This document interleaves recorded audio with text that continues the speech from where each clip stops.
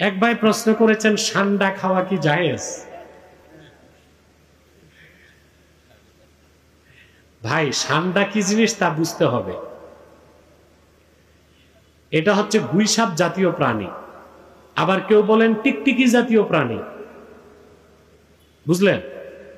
আসলে ঠান্ডা খাওয়াটা হানাফি মাযহাব মতে নাজায়েজ, মাকরু তাহরিমা।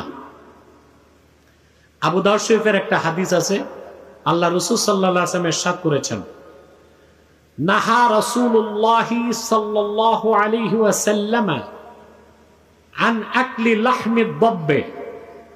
হাদিসটি আবু দাউদ শরীফও আছে, মিশকাত শরীফও আছে।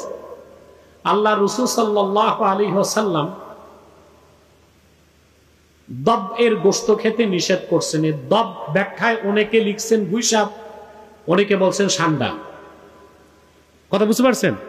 তা হানাফি মাযহাব মতে ঠান্ডাটাকে বিজ্ঞানীরা বলতেছে টিকটিকি জাতীয় প্রাণী, আর দেখতে দেখা যায় অনেকটা গুইসাপের মতো। সর্বোপরি ওলামায়ে কেরাম হানাফিদের ফতোয়া এটাই, ঠান্ডা খাওয়া মাকরুহে তাহরিমা, যেহেতু হাদিস শরীফে নিষেধ এসেছে। আর একটা রওয়ায়াত আছে বুখারী শরীফে যে রাসূল করিম সাল্লাল্লাহু আলাইহি সাল্লামের সামনে সাহাবায়ে কেরাম খেয়েছিলেন, আল্লাহ রাসূল সাল্লাল্লাহু আলাইহি সাল্লাম ধরেন নাই, আবার সাহাবায়ে কেরামকে কঠোরভাবে নিষেধ করেন নাই। তো উসুল হচ্ছে যে কোনো হাদিস দিয়ে যদি হিল্লত সাবেত হয় আর কোন হাদিস দিয়ে হুরমত সাবেত হয়, ইদা তাআরাজাতিল হিল্লাতু ওয়াল হুরমাতু ফাতুরাজ্জাহুল হুরমা।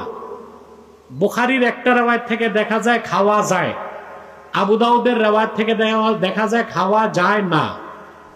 তো উসুল অনুযায়ী হানাফিগণ সিদ্ধান্ত নিয়েছেন যে হাদিসে নাহি আসছে, নাহি খাওয়া যাবে না, ওইটার উপর আমল করতে হবে।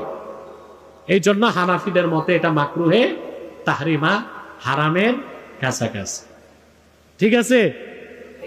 না খাওয়াই ভালো না, না খাওয়াই উচিত, ভালো না, উচিত। আরেকটা কি প্রশ্ন আসছিল? হ্যাঁ, কাকড়া খাওয়া জায়েজ না?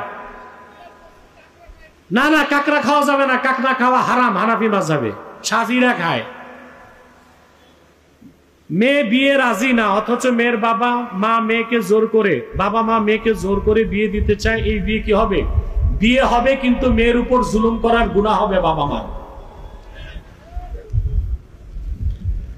নাভির নিচে হাত বাঁধার দলিল আছে, আছে তো, অসংখ্য হাদিস আছে।